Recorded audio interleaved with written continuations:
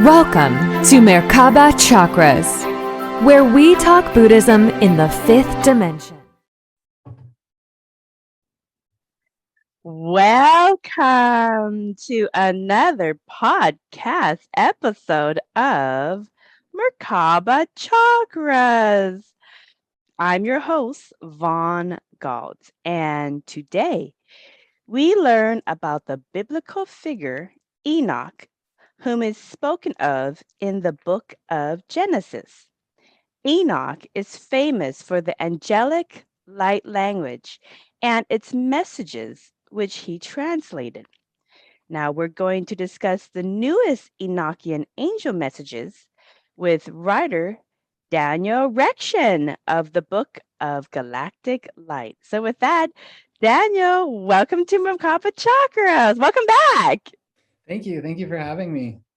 Oh, I had lots of fun last time interviewing you with the last topic, and I'm just super delighted to interview you again. And talk about taking initiative and then pulling in a Hail Mary. I mean, I spoke to you like 6 months ago when you were helping hypnosis clients explore alien contact via consciousness exploration after watching one of the Merkaba Chakras podcast episodes covering Beyond Quantum Healing, BQH, with Candace Goldman. Now you have a book going on your next phase of your spiritual evolution. So tell us, how did the Book of Galactic Light come into being so quickly? Thank you. Yeah, there's a few different ways to answer the question. It is actually the product of 10 years of work, it turns out. And I'll get to that a little bit. But since we last spoke, I have been practicing hypnosis with clients to support ET contact, particularly around the missing time experience. So people who have an encounter that often understood to be abduction from the common media narrative, which I actually believe is more of a disinformation campaign than any other truth to it because of the statistics we see. That's not to say that the aliens are not a threat or that we don't need to use discernment. It's just not a horror movie type experience that most people are having. So I was working with one client that had particular resonances with the experience of Dr. John Dee and Edward Kelly, who are magicians from the 16th century. And the reason why I feel he had resonances or this experience with this client who had a missing time experience, it seemed too relevant, that experience from the 1500s to now, because they seemed like prototypical hypnotists. One Dr. D would ask Edward Kelly to go into trance. Edward Kelly would say what he's seeing. He's often seeing beings that we would describe in the Beyond Quantum Healing experience, like angels or extraterrestrials. So they had this dialogue between Dee and Kelly and these Enochian angels.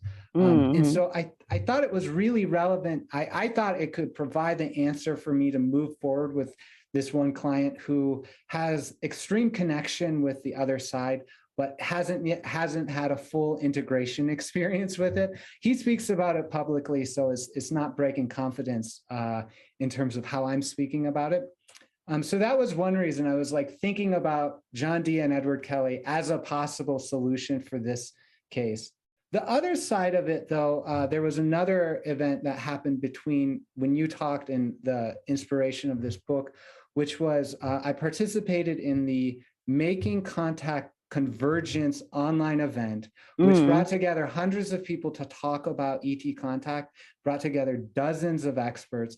And I got so very much triggered by an alien threat narrative, meaning the threat is that the narrative here is that the aliens are only after our resources and that they'll rape and pillage us like the pre-Columbian or like the explorers did rape and pillage the American Native Americans on this side of things. So the alien threat narrative puts out this idea that we are like those indigenous people about to make contact with the Europeans, and that the aliens are like the Europeans coming here to take our things. So that that narrative in itself was triggering to me, primarily because there wasn't another side represented. And one of the sources of that narrative is a man named Marshall V. Summers, who offers a sort of channeled work of an angelic assembly that's really just full of fear. It's basically fear porn, basically. So I thought, we need a different, if people are turning to this as a source of wisdom, they need to know that they can communicate with angels themselves. They need to know that they can connect with ET consciousness themselves. They need to know that they themselves are the source of discernment about those experiences. They are the authority of wisdom in their own life. And that's really important, because these alien threat narratives are generally taking of that free will experience and saying, this is going to happen. That's not actually the case. We don't know. It looks to be about 10% of the ET interactions are negative in that way. 90% are neutral or positive. 80% actually are positive, sort of. And this is based on statistics from the Beyond UFO study, which involved like 4,000 individuals. So anyways, I have this situation happening. I said, you know what? Dr. D and Edward Kelly channeled this way to communicate with extraterrestrial beings. They were central to the European colonization of North America. So something in here will reveal how this alien threat narrative, how this colonialistic issues are coming about, and perhaps we can actually make contact with those entities that were involved with the magical foundation of the British Empire. So it's a really kind of complicated way. I then decided to do their ritual, which involved like 30 days of chanting this light language and recording my visions. And so the Book of Galactic Light is the transcription of that ritual. Yeah. From the 30-day, is it British chanting ritual that you did? What's the name of the chanting ritual? If somebody wanted to try it out. So that's called a few different ways. John Dee would call them the 48 angelical keys. So that is language, that's a series of chants given to Dee and Kelly from who he thought were Enochian angels in the light language of Enoch. That's what John Dee thought. So these are recorded. You can get to that. There's a few different texts. And again, it's sort of like a Da Vinci Code sort of experience putting this together. But that is, I'm calling it the Enochian apocalypse working, based on some of the work from the 1990s about this, which understood it to be kind of a series of invocations of a apocalypse, meaning rending of the veil between worlds, and not necessarily the sort of destruction kind of experience we sometimes associate with apocalypse. Right. So is those 30-day chanting ritual that brought this, what you would call vision quest of messages, Enochian angel messages, is that found in this book if somebody wanted to learn and try that out for themselves? In the Book of Galactic Light, I don't have a copy of those yet. I'm working on a font treatment of the Enakian language. You can, there are references actually in the book to places on the internet where you can access that. I just don't have the copyright availability to have the script yet. You can also go to Cosmic Dream Sanctuary's YouTube channel and go to the Book of Galactic Light playlist. I've recorded everything. So from the beginning to end, you can see the chanting. There are references to the online resources I use for chanting. So you can use that as an example. And the invitation here is for you to have your own experience and things like that. But the personal experiences are the most profound ones, because learning and then listening and hearing other people's experiences and the messages they get is good. But the deepening experiences, the personal ones, when they have their own personal journey. So if people wanted to try that out, that technique out, just go to your YouTube channel, which I'll put in the show description, and then you show the techniques of how to do that in the YouTube channel. I do, yes. And there's also a video called An Inquiry into John Dee Karma, magical founding of the British Empire. And there's another phrase to that, but that inquiry, which is in there, really talks about the academic context and where you can get information, because there is this, it's very complex, it's esoteric work, and it's sometimes like Da Vinci Code trying to put this together, but that's where you can turn to. Okay, but you put it together so people can watch it and then they can duplicate the exercise for themselves. Exactly, yes. Very, very good. So that is available for those explorers of consciousness to do that 30-day Enoch chanting ritual. So now you got your messages, you put it into your Book of Galactic Light. And you also involved the founder of BQH, Candace Crow-Goldman, into the research, did you not? That's right. Yeah. So about the time I received, so in context with the work I was inspired to do, I did a CE5 experience with the man who, my client, who had contact but doesn't fully integrate or remember. We did a CE5 experience. We called on light ships and things like that. Two or three of the participants actually saw a UFO fly across the sky. At that moment, I was actually called into meditation to contemplate, and I was like contemplating the karma of John D. Edward Kelly, this situation. And from there, I said, this is something that's really important. I went ahead and I did a BQA session with Sonia Wilder about this matter, and it said, do the ritual, but you have to study beforehand. And so you have to have a certain understanding and capacity with your mind in terms of working with sacred geometry, in terms of working with this chanting, in terms of knowing the history behind this. And so I put together a 9-week study group about John D. I wasn't convinced I was going to do the ritual, but in the work of that group, I decided to do the ritual.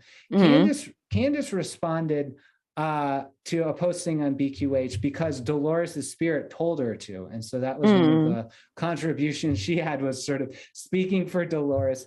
Candace didn't participate in every single one of the experiences, but she did, she was a great supporter, and she had this story of multiple realities blending together, because I called for omens from all of the participants to help as research, really. And so she brought forward this story of 3 different realities sort of converging in her kitchen, where there's 3 different storylines basically around her father getting a glass of water, and her husband remembers something different. Her father was in a weird place in relation to her memory. So it was literally like 3 different realities coming together. Oh, that's a precursor, you guys. I am actually working on a future episode with an author. I'm not going to disclose him yet. He has done government. He said that he has done some government alien contact projects. And one of the things is different realities are trying to merge into the highest frequency reality, which is the one that we're in. There's a whole blending of realities. Everybody's trying to kind of move into other people's turf because they have maybe a better reality. I don't know. So the whole conversation. So it's funny that you bring the forth that in this research you found that there was 3 realities trying to blend into this one. Why would these realities try to blend into this one? What did they get out of it? What are they escaping out of their reality out of it too? That's a really good question. I had thought, in terms of the Candace's experience, I had thought of this as a message or an omen for the work. And that it turns out I didn't know before I went into what the ritual or visionary experience would be. I had no idea it would actually be what it was. But in terms of the communication, there was a tremendous amount of communication about navigating parallel realities and seeing the new earth as a kind of conglomeration of multiple parallel realities, and that there's like this consciousness of the new earth that extends like in this parallel reality and that parallel reality, and it's all sort of invitation to come to a deeper sense of gravity in oneself, to be able to navigate these different realities. And so that's how I interpreted Candace's understanding here. Yeah. Okay. So that brings me, and do you cover some of these traveling the multiverse conversations in the book a little bit? Do you touch it on it a little bit, or is that something on another project? Yes, in this book, so the book itself has preparatory material and material afterwards that's sort of like, you have questions, I have questions, these are my perspectives. The book itself, the 30-day ritual, is a visionary experience that could be understood something like the Book of Revelation. So Right. it's symbolic words, but they actually, the angels communicate in a way, and they told me about navigating the multiverse. So how to do that, what kind of imagery is available for us to think about that. Generally, it's around, they like the imagery of a book, so we're on one page of the book. There's many other pages. The New Earth is that book. And it might actually be the library shelf, and it might also be the librarians in library, but yeah. Okay, so I'm going to break this down for people because, when we're talking about multiverse, parallel realities, the multidimensionality of your consciousness, in the mastery of your life, in how you shift from one reality to another. So this is beyond conversations of, is the Mandela effect real or not real? Okay, so that has been, I actually did an episode on that, but that's been established. Yes, it's happening. And it is an example of people traveling between different versions of reality, between the multiverse through the consciousness. Now, here's the way to understand it, okay? Just like what you were saying in an analogy earlier of, let's say, indigenous peoples, their worldview became bigger when colonialism came by and they colonized their area. People from other parts of the world came in. They saw that there was more than one version of people, and there's more than one version of cultures, belief systems, you name it. Just this is a multiplicity of existence within our known world. Now, if you go beyond understanding the known world, and let's say you go beyond, you go beyond Earth and you travel to different planets, you open yourself up to different planets, different universes, that worldview is going to expand even more, and you're going to have to navigate the different cultures, the different races, the different nuances of the universe, the planet, etc. Now, on a spiritual level, that's the horizontal travel, but then there's also the vertical travel of dimensions, and which is separated by frequencies.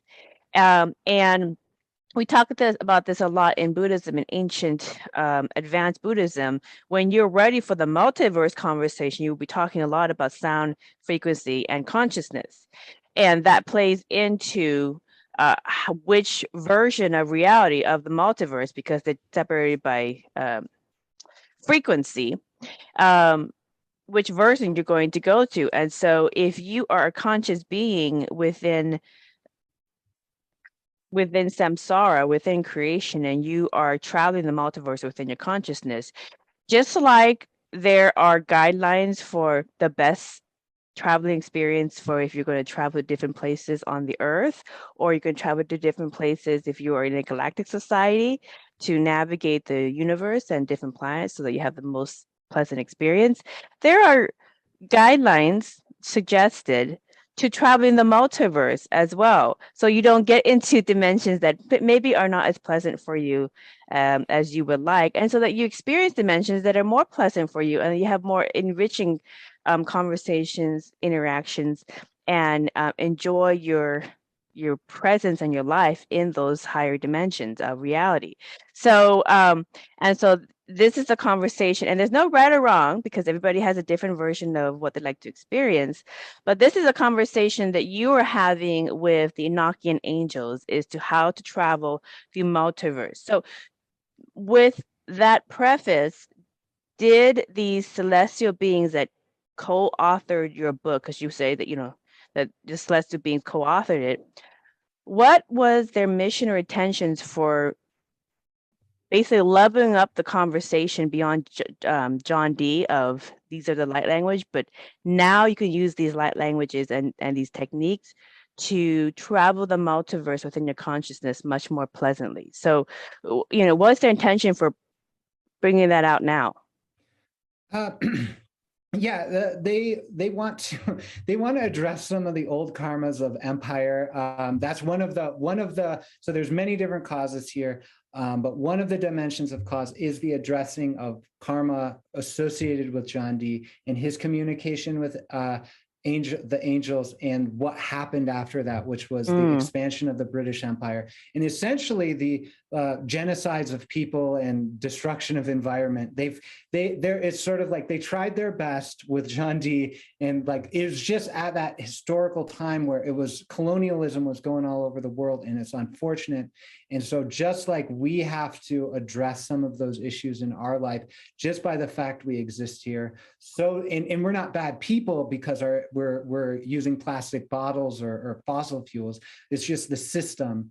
And we individually have a choice to work with that system and elevate that system. So too, they're like people on the other side being a little horrified at the destructions of the environment and what's been happening. So they offer this communication as a way to address some of that. So that's one of the flavors of communication. But right now they're saying that we are actually in a moment where it is important for us to reach out to some of the density. So they use the term density to describe this multiverse experience of consciousness. And they are inviting us to reach out to aspects of ourselves, essentially. So they see themselves as aspects of us because turns out we are more than the physical body, more than this lifetime. So they see themselves as something like us and something like the interaction between us and source consciousness. And so they have this intelligence that can act at different levels,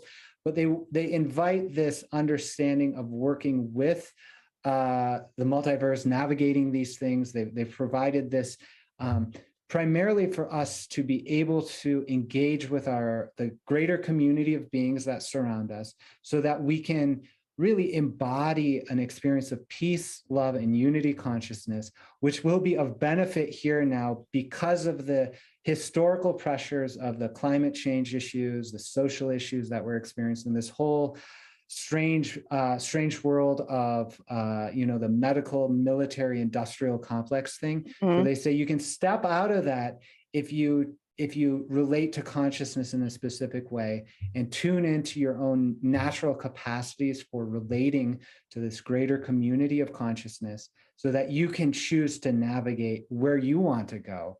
And so it's sort of like a cheat sheet or a cheat code, because we don't actually have to develop all of the specific technologies and historical time to address a lot of the issues. We can go and say, okay, I want the best version. I want the highest frequency. I want to go up into this place where I myself am a creator consciousness and can actually affect the three-dimensionality of our experiences here and now. Okay, so let's give some real life examples of how we can. So first, define who are the Enochian angels. Who are they? You say they exist between source and human consciousness. So what, the archangels? Are they? Yeah, there's like three different perspectives here. One is the Book of Enoch, where the word Enochian comes from, and those would be defined as like Archangel Uriel, Metatron, Michael, and then we've got John Dee's recording of that, and he uses the terms Enoch, like Uriel, Michael. These angels in his time didn't behave like the angels back then in some specific ways. And then we've got my own working of that. And so my own understanding, and they've actually offered a metaphor of something like a neon tube. So one side of it's source consciousness, one side of it's me. There's gas in between. When electricity happens because of the ritual, because of the need for contact or whatever, there's this light thing that happens and it rises up and out of both sides of it. So that's one of the metaphors they use to define themselves. It seems as if they actually do have sometimes physicalized expressions. Sometimes they've identified themselves as, it's more or less for me, a collective, a council of probably 12 representatives of different cultures and things like that, that are all mediated. So these celestial beings are something like a council of extraterrestrial angelic beings that are mediated or facilitated by this angelic consciousness. Okay, so are they? So they're energy beings in a higher dimension of consciousness. Yeah. So they're not physical beings. They're not like you and I. They're not solid at all. Yeah, no, they are not solid whatsoever. Okay. That was a shock to me, actually, in terms of how to interact with them, because they were something like a frequency of consciousness. Okay. Okay. So yeah, because if you go further than the fifth or sixth dimension of consciousness, and you go into the higher dimensions of consciousness, into like, let's say, the archangel realms and above, because there's many different realms, we don't know it all. But if you go into higher dimensions of consciousness, you get further and further into energy, and all the way into energy, you get to source itself, the consciousness and energy of all. But so they're a set of consciousness at somewhere between solid form beings and then source. So I'm just going to say hypothetically archangels or somewhere around there. Okay. Now, just because people can they can relate a little bit to that. If they get so close to the human ones, they might incarnate as a human. So why don't they get so close to actually, speaking to humans and engaging with humans? I mean, they seem to be a little bit distant. Why a little bit of distance-ness in their messages? Yeah, so the sense of distance here is they actually want us to do a lot of the work. They want us to do most of the work, because we're having experiences here for a reason. And generally that's learning, I would say, or healing or something like that. So the sense here is like, you can ask them so they say, hey, we have technology is offered to you, but you actually have to do the work of establishing a meditation practice. You have to do the work in consciousness to be able to hold coherence in both waking and dream state. And you have to understand these, you actually have to forgive those aspects of yourself that you may not want to forgive. So you actually have to, they invite us to do a lot of the prerequisite work to doing the fifth density things. And so that's one of the reasons. I mean, another reason is that the sense of presentation of physical body is, it's sometimes problematic. I mean, like the ETs even have a hard time coming into this sphere physically. So they are inviting us to raise our frequencies up to meet them. Yeah. So it comes. Okay, so let's give some real life examples. So using their light language, what are one of the techniques of using the light language to raise your frequency up to these higher dimensions, or where there's a higher version of reality within the multiverse? Yeah. Can you give us an example? Yeah, so the Enakian ritual as presented, the 30 days, is one of those experiences, and that is a ritual of celestial communication. That's also a ritual of attuning your physical body with different aspects of their system of magic and communication. So that's one example. They don't actually care if most people use their light language. That's like it's like these are angels and extraterrestrial beings. And the understanding with the Enochian light language and ritual is that if you're called to do it, go for it. That's great. The language itself has a capacity to make the consciousness, the matrix, sort of dissolve a little bit. But that's only for those who are called to it. The thing that they would invite you to do is to go through the process of meditation, to establish that sense of coherence, both in dreaming and waking, and then to relate to the greater community of beings that are present in your world. So in my experience with the ritual, they gave me a tour, like a celestial tour of the inner Earth, the stations by Jupiter and Saturn. They showed me like star beings in the sun, that sort of thing. And so they actually say, hey, there's a lot here that you can relate to. You should start with where you're at, and that might be surrounded by some elemental beings. There's angels in your life, there's ancestors that are present. And so the way to do that is really tune into like a meditation practice, and then just simply open up. They have a message around forgiveness, right? So it's a sense of forgiving others and not holding on to grudges, basically, as you go through this process. Yeah. So, okay. So these different light languages, are there different meditation techniques? The light language, I mean, it's strange stuff. The Describe what chants, they are for people. Yep. So there's 49 chants in the light language, and 19 of them are preparatory chants. So those are sort of tuning in to different frequencies. Then there's one chant you do 30 different times. When you change one word of it. And that is a way to open up a tunnel between your consciousness and a different layer of consciousness they call aethers. So aethers, and these are different realms of consciousness from outside the 30th to the most central bit of consciousness, which is number one. And so you designate where you want to bring your consciousness or tunnel consciousness to have these visions. So that's one way of working with it. Okay, so let me get this straight. So the Enochian Angel's light language are 49 different chants, right? 49. And each chant that you do has its own unique frequency. So let's say one chant is Earth's frequency of 432 hertz or 7.83 hertz. Okay, another chant is, I don't know, 532 hertz, whatever the frequency is. In semantic research or sound made visible research, they can show which frequency the chakras are, which frequency, what the Mandela and frequencies that different people are. And so I wonder if there is a way using the scientific method to get the exact frequency of each chant, and then you say the last chant is said 30 times, and that has this unique frequency because these different frequencies play on each other. You're like tuning yourself, right? You're tuning yourself using the chant. So each chant is a frequency, and then you're tuning yourself to another frequency of another chant, and then another. You're slowly raising up your frequency, and then you get to the last one, which is a whole different frequency. And let's say it's 444, for example, the New Jerusalem frequency, for example. I'm not saying that's exactly it, but for people to understand. So let's say that's the last one.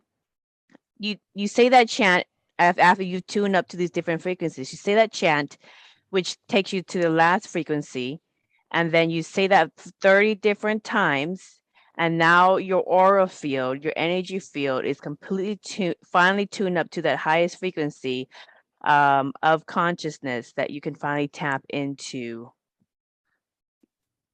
What do you tap into again? Oh, yeah. So that would be central source consciousness. That would be understood as creator God. Source consciousness is the central experience. You're very right in terms of measuring the frequency of the light language. There has been work done to do that, and that's been put forward out by a man named Vincent Bridges and also his friend Dan Winter. So they've done amazing work in terms of seeing how this light language corresponds with like sacred language like Sanskrit and Hebrew.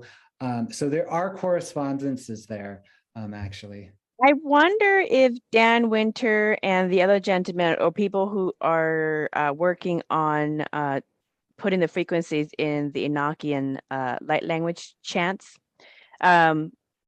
if they are putting it into some recording. And so it's something that a recording you can buy. Here's the Enochian light language meditation, and you listen to it, to those, but they've converted the frequencies from the different chanting into music or into some kind of like binaural beats soundtrack. Okay. And I'm giving people ideas. So for you developers who like to listen to Merkaba Chakras and come up with things, test things out, I'm giving you guys ideas, okay? So you take the 49 Enochian chants that tune up the person's aura field to those high resonance. You convert it into some binaural beats with the different chants, whatever just kind of translate the chants into the frequency sound. Maybe put some dolphins over it or something. Some kind of piece, the ocean over the music, over to the frequency of binaural beats. And then you finally get to the 49th chant, which is X frequency, and then you run that thing 30 times. And so it's a nice recording that people can listen to during meditation, and it will run through all the frequencies, and then boom, they're tuned into that frequency. And now that they have tuned into their aura field to that frequency, you're saying, okay, now you reach the consciousness with source, or the consciousness with these Enochian angels, or who you, or is it you're just open to everybody? I mean, what happens in this space? So one thing to know is the whole communication requires discernment, primarily because John Dee was a spy as well as a scholar and angel communicator. So half of his records require discernment to say, is this spycraft or not? Then also in terms of how you're using the frequencies, reaching out to anyone whatsoever is generally not recommended in terms of practice. Personally, I said I want to tune into my soul lineage, to any of the angels that are working with me, who work according to the principle of non-harm, cosmic law of one, meaning they respect free will, and can be of service here and now to be of benefit to myself and my relations. So in that way, I opened up the doors, or the veil through this ritual. And then you reach out. Actually, in each of the chants, there is, you also chant the name of what they call a governor. So there's 3 governors per aether. So so there's actually like 91 or 92 governors, but these are angelic frequencies that have specific, it's understood to be sort of like power or dominion actually over or ministerial activity over that layer of consciousness. Okay, so the 49 different Enochian angel light languages, the 49 different chants of frequency. So each of the chants have a frequency, and in that frequency, you say the name of the 3, I don't know, ambassadors of that frequency. And so then if they let you go to the next one. Has there ever been a chance where people aren't able to make it to all 49 because their consciousness was not allowed to go there? Yes, actually. Are you familiar with Aleister Crowley? Oh, explain to people. Oh yeah. So Aleister Crowley was he was a magician from last century. I knew of him by way of my Christian education, and he was an example of an occult person who you should not deal with, and he does evil things. But he do what you will is the whole of the law is what his message was essentially. And, he used this ritual actually last century around 1911. He got stuck at I think the 10th aether, and he also got. Oh, he only made it to 10. He didn't even make it to 49, huh? Well, he made it eventually. He made it all the way through. He produced a book called The Vision and the Voice, but he had to do some work to get over it. He had like this really challenging interaction with the spirit. So basically, it's understood to be sort of like angel summoning as well. So back in the old time magic, you would summon these spirits, these angels, and then you'd bind them to your will and go, do this for me. So he had that sort of activity. My invitation was, I'm going to open this space. I'm going to call on the highest frequency of these beings, and I'm going to invite them to be of service to humanity here and now. That was my. Yeah, so you had a much more loving intention, whereas this gentleman in the last century who did this had more an egoic, selfish intention. that he Yeah, put you out might there. say that. So, before you do any kind of meditation, you kind of set out your intentions of, kind of what you want to experience, etc. It's kind of like when you're doing these exercises in consciousness or these explorations in consciousness, it's kind of like your intentions are kind of like like an offering. Like even when you go to a temple or you go to they're going to do a blessing ceremony or whatever. Most traditions they have an offering, like here's a plate of fruit from the recent harvest, or here's our offering. So, but when you're going to these explorations of different dimensions and of consciousness, and it's all energy, what do you offer? You offer your intention. So your offering of a higher intention for humanity and expansion and growth and love is a much better offering than give me this, do this for me. Okay. Yeah. So that's what people should understand when it comes to putting out your intention before one of these exercises. You are offering something in terms of energy. What kind of energy offering are you offering? So for him, he only got to 10. And what did he have to do to get to 49 before they said, okay, we're going to slide you through to 49? So Because I they obviously think said no. I'm not sure exactly. I got to the point of reading about he summoned the governor basically of the Aether. There was a challenging thing. He ended up like drawing containment circles, like magical glyphs on the floor to like contain this spirit. Sort of, it was very much like a challenge, sort of what you imagine to be a conjurer sort of experience. At that point, I realized I was not going to have the issues he was having, so I stopped looking at his work as an example, more or less. Yeah. So they also call that like crossing the void, something like that. They see that kind of experience as ego death. So there is some level of dying to self and being reborn in the process. Yeah. I wonder. Okay, so real quick with him, what was his name again? Aleister Crowley. Aleister Crowley. When he finally got to the 49th level of frequency with the 49th chant, what did he get out of the experience? What was his experience like? Oh, Was yes. it good, or did they send him all the way back? That's a really good question. I don't actually know. I haven't read all the way through his work, primarily because it has this kind of dark quality to it. So you weren't really like resonating with the energy of the experiment that he did? No, I wasn't resonating with it, primarily because of the service to self qualities and the sense of darkness and the sense of battle with angelic forces. I thought, I'd much rather have a love and light experience than that. Yeah, you wanted more.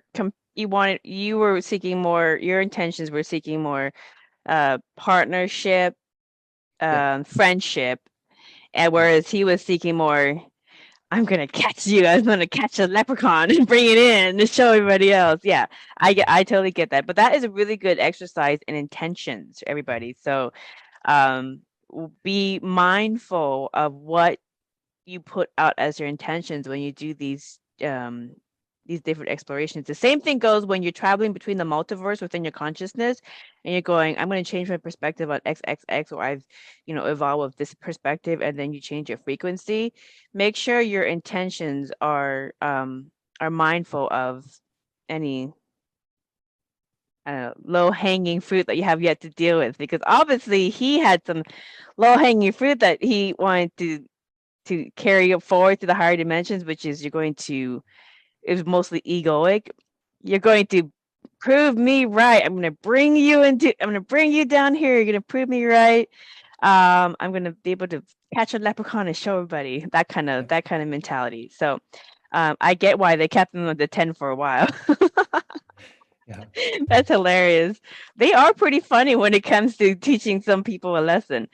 Okay, so mission and intention for humanity. So the mission and intention for humanity for these different Enochian angels in these higher dimensions of consciousness is to just, as we evolve and travel the multiverse within our consciousness, what recommendations do they have for us, like on safe travels, safe and healthy travels? I mean, do they give you any insights to share with Yes. everybody?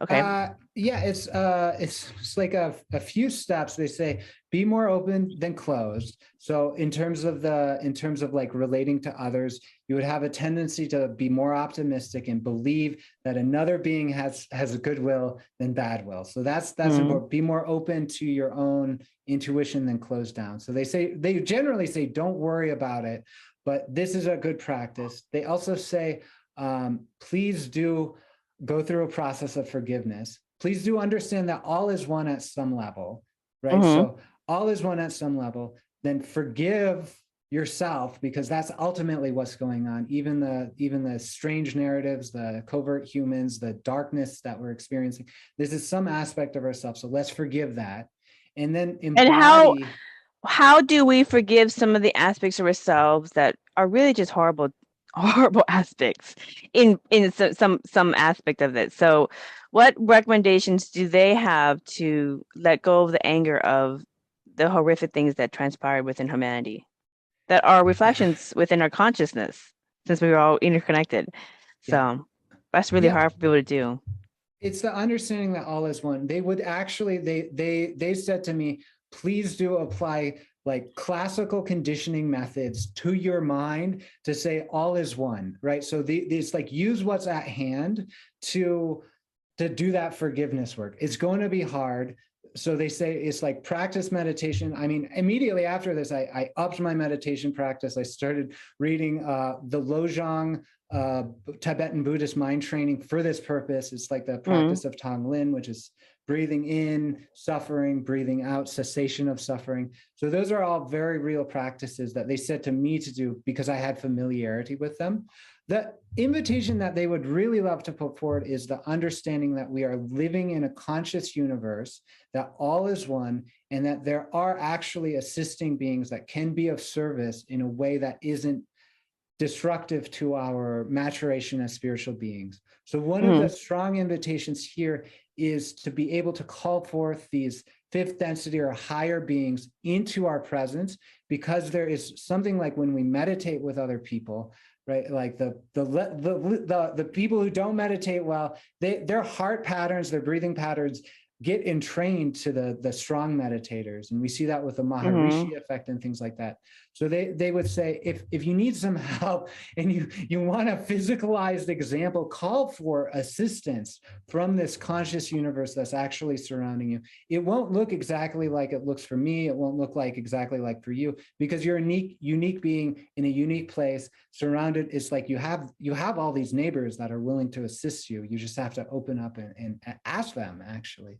Yeah, and there are so many different meditation techniques. I've gone through many on this channel. And if you're like me and you're super lazy, sometimes you're super lazy, but you want to get your brainwaves straight to gamma or higher frequency, I call it the healing halo, but it's a PEMP, and it's a gamma brainwave frequency band that you put around your head, and it's a mechanic you can buy from Dr. Sheely and Soren. I'm going to put the link in the description for you guys.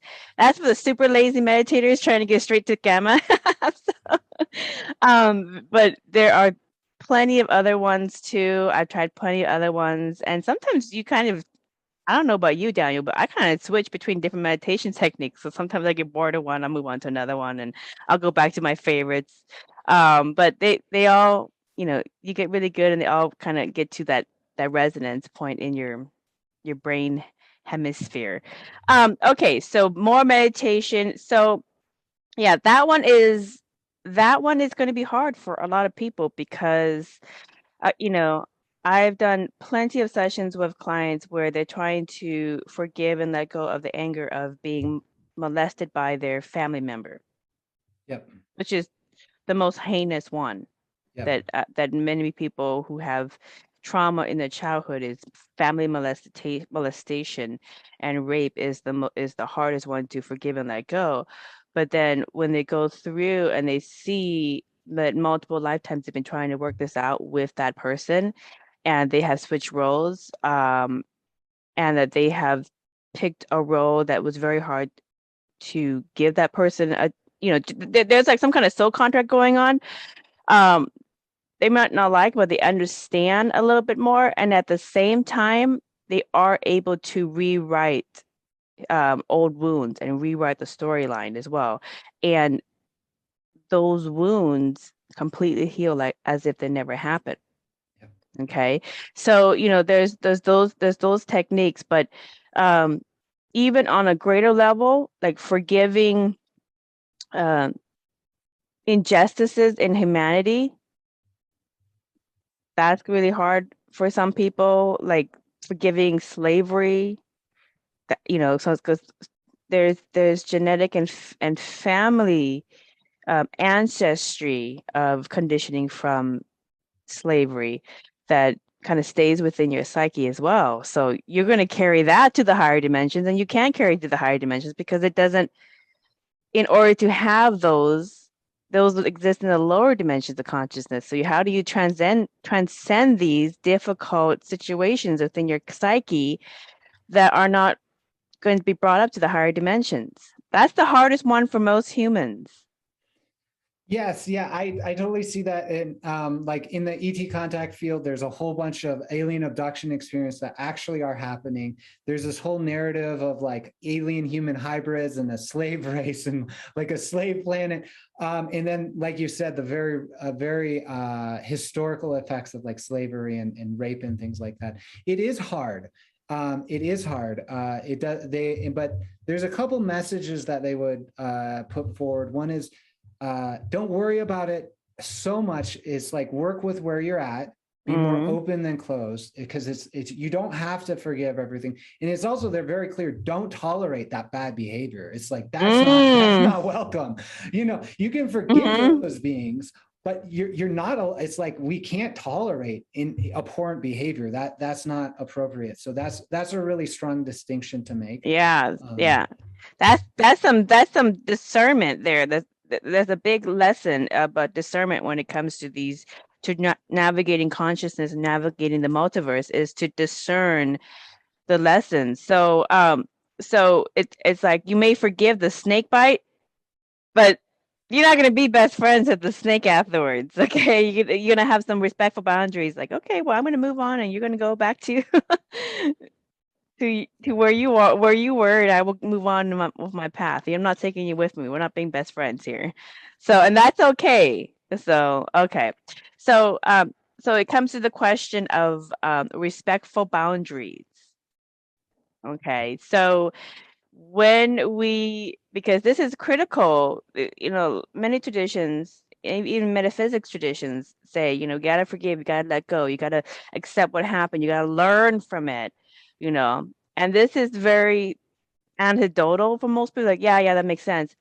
But if you're going to do these explorations into higher consciousness and make connections into higher and higher versions of the multiverse, where higher and beings of higher and higher frequency exist in those higher versions of the multiverse, you will have to be light in your energy, and that means letting go of the baggage. So so maybe a technique to let go of the baggage and forgive it is to not only learn from it, maybe do some kind of regression to understand the soul contract, whatever you need to do to help you let that energy go so it doesn't stay with you and hold you back into lower dimensions.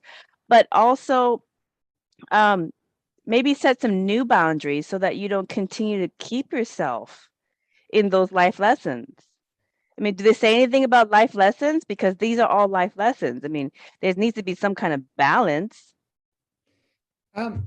Yeah, they don't actually say much about like life lessons in terms of where we're at now. My own personal experience, and I think the reason why I was able to receive some of the messaging around forgiveness is working as a past life regressionist and seeing how that flip-flop between victim and victimizer works, and seeing how that from a different perspective, all of this looks really, really, really different, and that we can tune into that perspective as much as we can. So well, there's a lot there that people will be working on,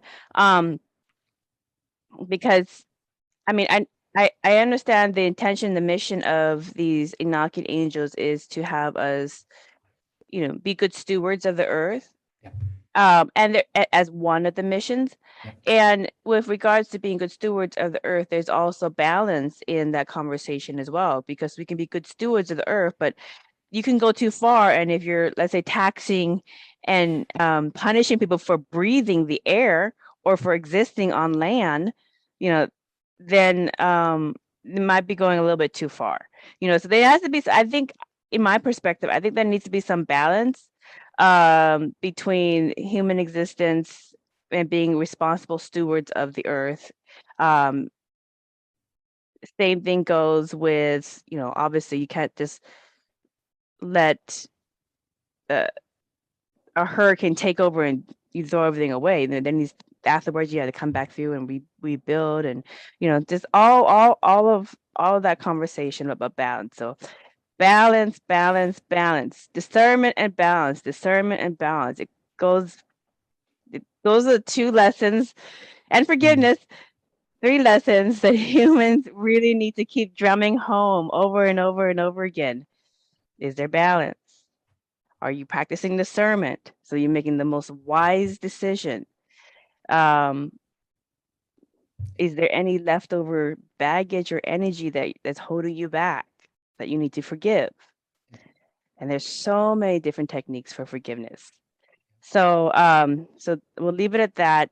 So what is the vision of the new earth that you found when you were The new leveling up? I'm like so excited about it. I can tell. I love trying to hold you back to just kind of break down some of the parts so people can get it, and then we can go all the way. Yeah, so there is a sense of multiverse. There is a sense of community. There is a sense of the earth as a psychical being in her own right. She is a being. You've said this on your podcast. It's like she is a being that is active and wise, and we can relate to her in specific ways. That the new earth itself seems to expand over different parallel realities that allows you to interact with it. The visions that they gave me are very, very beautiful. They gave the metaphor of the earth and the surface of the earth being something like the surface of a magical table, a ritual magical table. And so they point to like the experience of straight roads with asphalt and like skyscrapers as a magical setting to conjure up this world of like Illuminati experience of like wage slavery, of subjugation of the earth. But then they give this vision of very natural, in tune dwelling and things like that, where you there's no straight roads, you walk the natural paths that align with the topology. That was a very beautiful part of it. The other part that really excited me was they talked about interactions with beings from other planets. So they gave this example of like a small community. They showed me a vision of a small community, a village sort of thing. There were a lot of high technologies there, but it wasn't as we would imagine, like with a glass skyscrapers. It's very, very much almost like the Hobbits and Lord of the Rings sort of experience.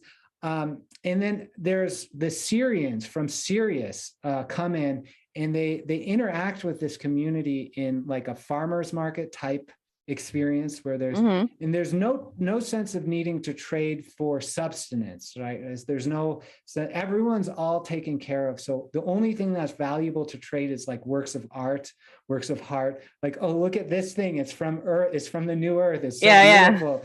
Like, let's trade with the thing from Sirius, right? And that's sort of and it's a whole ceremony of kind of joyful, locally based, consciously based, consciousness-based technologies that help you move backwards and forwards. And that's another thing. Yeah. Go on. Yeah. So the higher dimensions, or what people will call the new earth, the new reality, heaven on earth, whatever names you want to add to it, the X dimension, whatever it is. So as people move into higher levels of consciousness and they radiate and stay at those higher levels of consciousness, they travel the multiverse all the way up to the highest version of Earth. And that's basically what what this is. And at that level, we are basically intergalactic and meeting with other races of the universe, who are already existing at that level of consciousness, so that now they see us and we see them. Wonderful. And it's not like we're trading gold and mining and resources, because when you are at that level and is billions and trillions and infinite numbers of planets with resources are so abundant that the only thing to trade is creativity, and wisdom and experiences. That's pretty Yes, much it. that's right. Yeah, the one thing that surprised me in this experience was the nature of the technology too. So we're talking from the point of view of like physical technologies. At the higher dimensions or higher densities, it's really based in consciousness, and it's sort of like a dream experience. So it's like God or source dreaming this experience.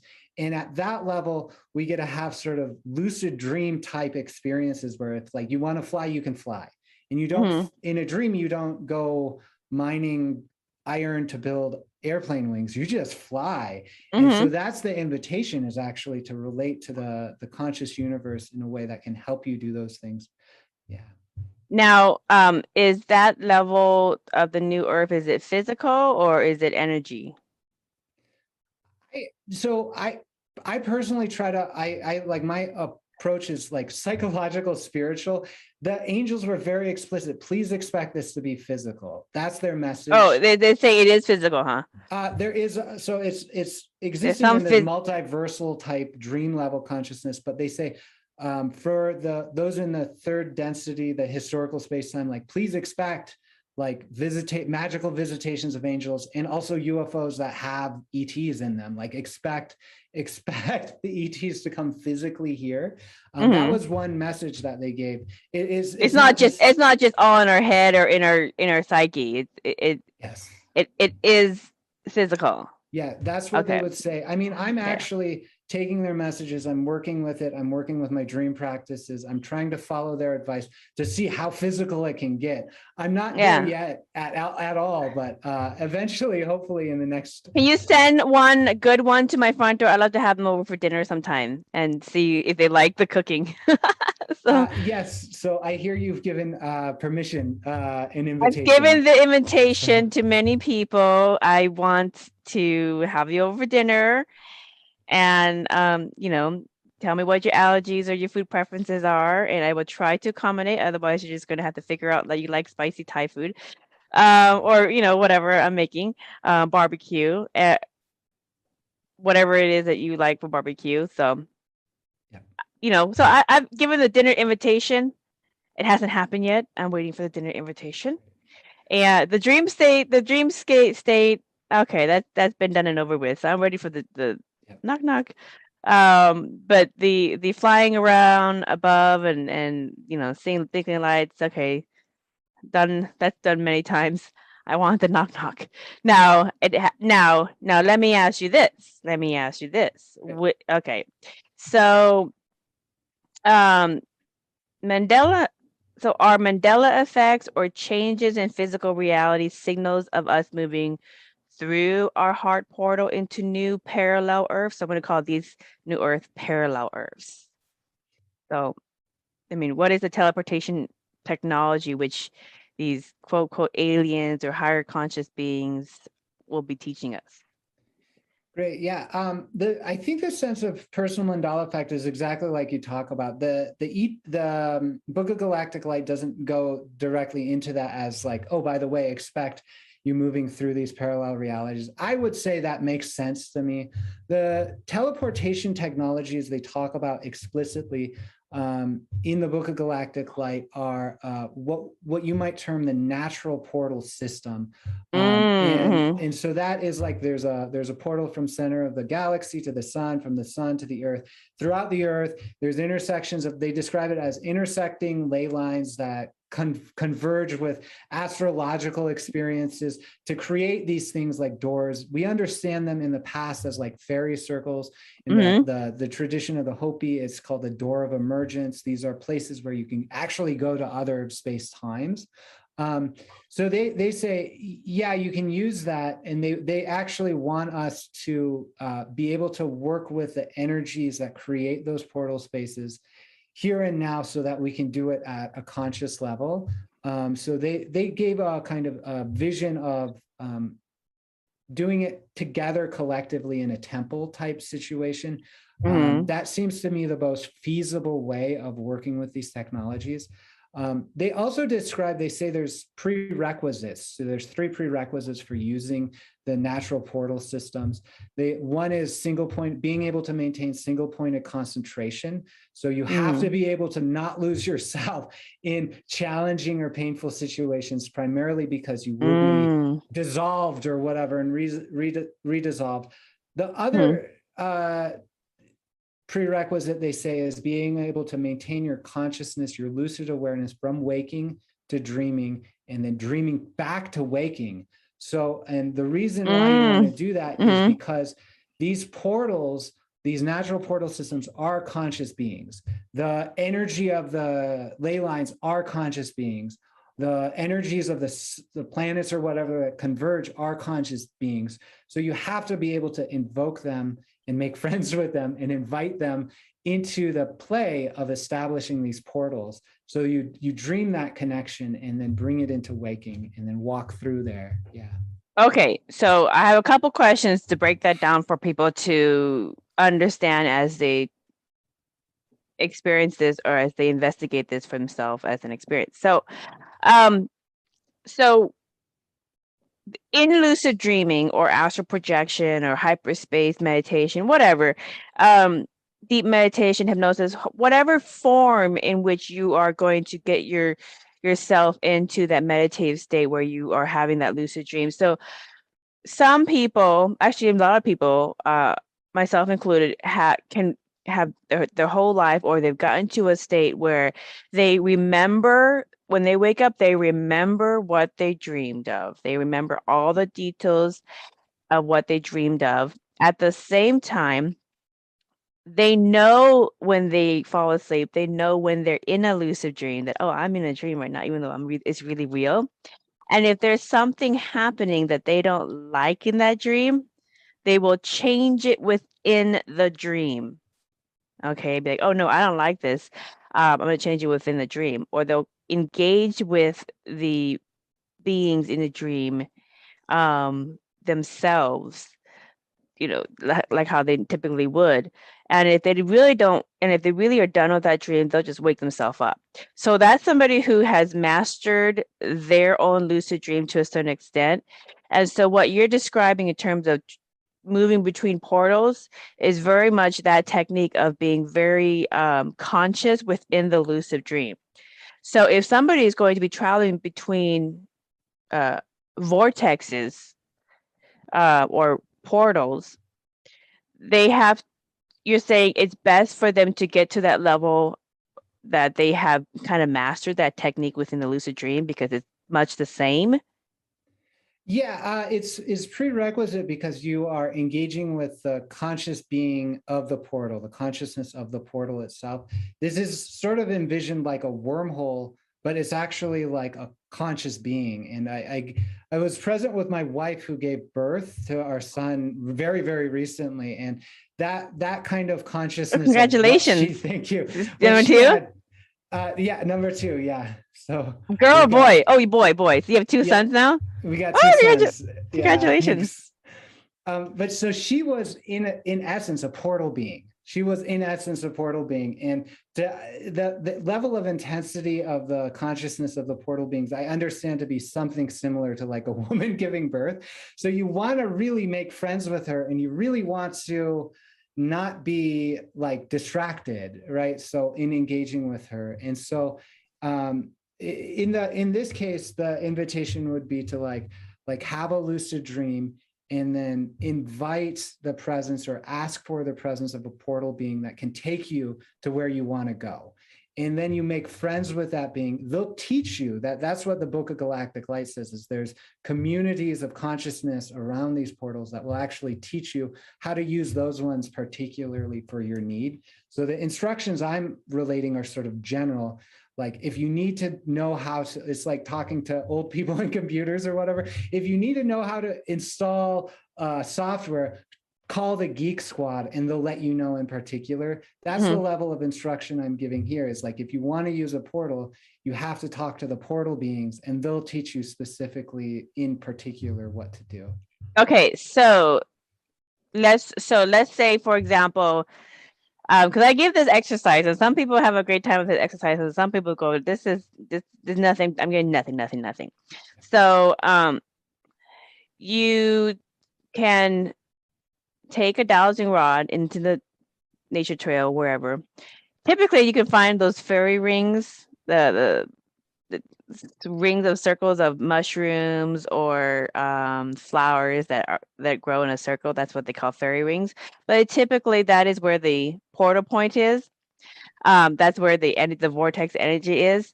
But you can also take a dowsing rod and it'll direct you to where the portal point is. So when you find that portal point, typically people would sit in the middle of it and do a meditation. They put out an intention. Oh, I just want a good journey.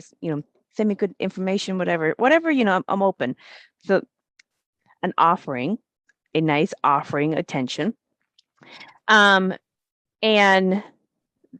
they will get whatever message or experience that they get. And I've had quite a bit of people say different things with that experience. Now, what you're saying is that how you find portals on the Earth's ley lines, so the points on the Earth that has these portal markers? Or is there a different technique that you're using to find these intersecting ley lines where the portals are naturally resonating at? Yeah, that's so the technique that is offered through the Book of Galactic Light, which I'm still yet to do actually, is, well, no, I'm literally in process with it, is to reach out sort of like we would with a CE5, sort of like we would with a dream incubation experience. You say, I want to relate to that portal entity that is, because all beings, all these stories, all these dramas we have, this is just another story of connection. Like we have friends here, there's beings there. So there's going to be some portal or some experience that will resonate with you karmically. There's a reason why. Probably had past life experiences together. So you really invite that sense in. My understanding would be it's through a dream-like experience. In my own personal practice, they gave me direction to put my wife into trance channel state, to channel the consciousness of that portal space that we're working with. To have a communication and just to get to know each other in this point of view. So it's less of a sense of a technical, it's more of an invitation, like, oh yeah, you sort of mingle around, you sort of like have a smile on your face, you have some small talk. Then if you want to take it up a level, maybe the portal would actually give you instructions about where to find it in nature, that sort of thing. And you might actually do that through dowsing, depending on who you are. Yeah. Right. So because I've had the exercise and I've instructed clients with that exercise to use dowsing rods to find those portal points within the Earth's grid points or ley lines, and that's where you would sit and do meditation. Now, to further in that, what you're saying is, wherever you are, even if you're not in those ley line points that you found where there's natural portals in nature, like let's say you're at the hospital with your wife as she's giving birth, you can tune into the energy of that portal consciousness wherever you are, and then receive the same message and the same whatever blessings is being given. Generally, yes. So it's understood to be a non-local experience, meaning it's not relative to the space and time. However, there are factors, right? Like, are you in a good state of mind? Like, are you under fluorescent lights? Are you, breathing toxic chemicals or not? What's the atmosphere around? Because those are our actual factors that for our human bodies and human minds really do impact. So the invitation is to sort of create a space that works for you. And for me personally, it's a lot of walking in nature. It's like a meditation room that's sort of nice, and I don't have to fight energies with. But again, it's sort of because there is a non-local quality. You can talk to anyone, past, present, and future with your mind. You're just dialing up your friend, the portal being in this experience. You know what I really would love to have, Daniel, is I would love to have some kind of portal microwave or portal technology. I can put my little Halo machine on and then just dial the code. I want to connect with the portal in Sedona, 432, whatever, dot, dot, dot, dot, dot.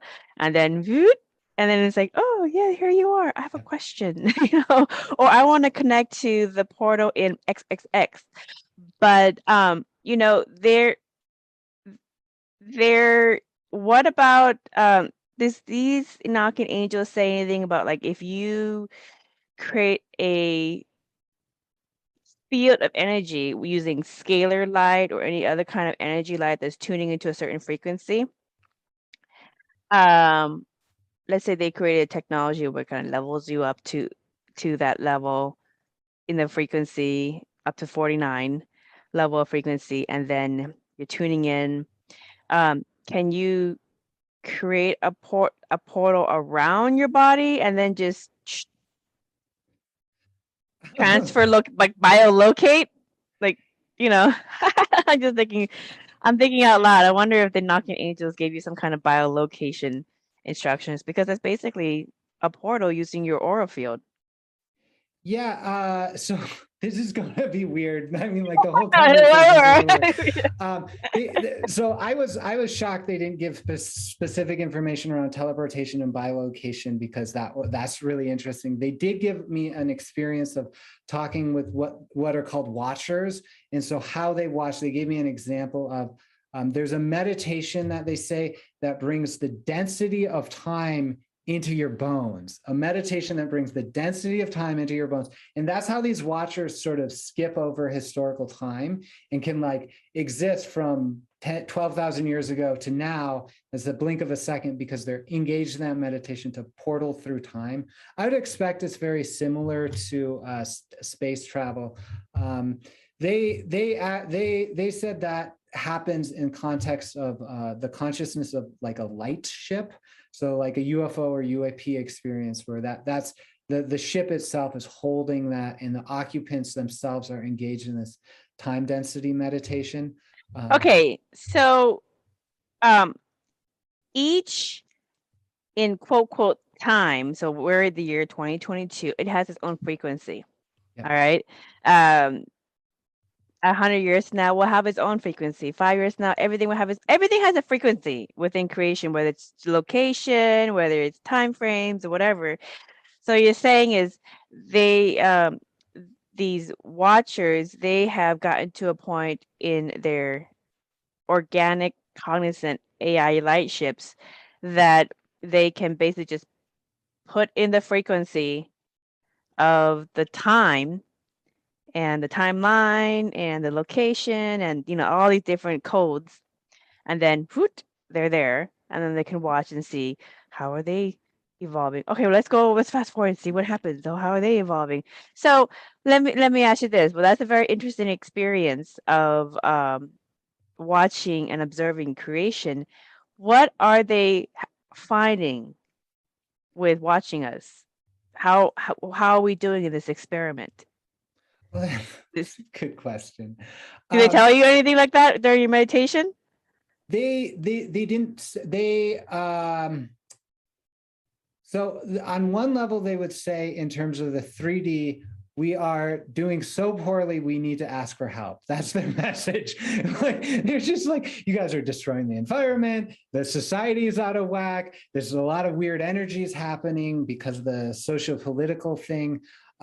They said that, but it's really not a big deal. They also say like that sort of stuff is a heightened experience as we evolve through the fourth density, because we have these strong, because in the fourth density, we're moving from this really strong Newtonian world of like physics or physicalized things to this fifth density unity consciousness thing where you use these light ships to go all these different places and portals. So we're in this place of like shifting through this band of density where there's a lot of heightened manifestations and a heightened capacity to create things backwards and forwards in times in really weird ways to really heighten the sense of drama that's happening.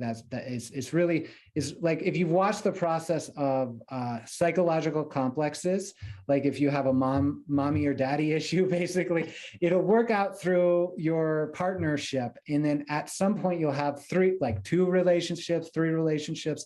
And it just, at the last relationship where you're like, this is so obvious, I can't stand this anymore, I'm going to change.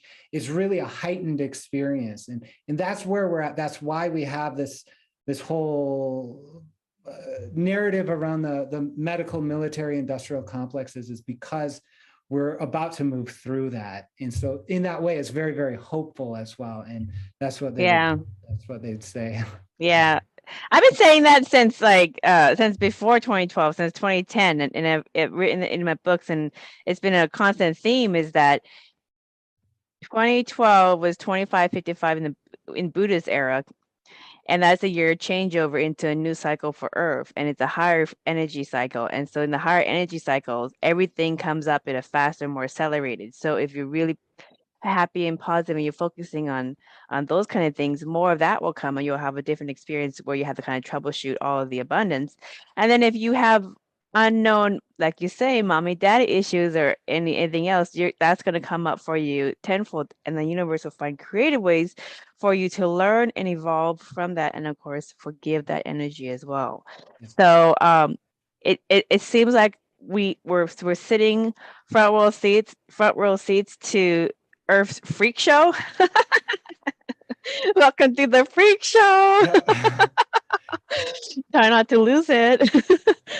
But the freak show is bringing up all of those dense issues for you to see the ugly and decide how you want to navigate and address the ugly and turn it into a path of healing, a path of forgiveness, a path of setting boundaries and no more of this. You carry on that conversation, but how will you transition out of that into these higher and greater levels of consciousness and frequencies of reality? Because as you go higher and higher, you can't have that baggage. It's not allowed in this higher, not because there's a choice. It's just a matter of energy. Energy can't hold those dense concepts and issues. So it'll keep coming up to make you deal and address it. So we're in for a bumpy ride in terms of the evolution and consciousness of humanity outside of these older cycles of behavior. So we have to ask. Let me ask you this. So this great ship, you say, is a physical great ship of light, or is it something that everybody creates on their own?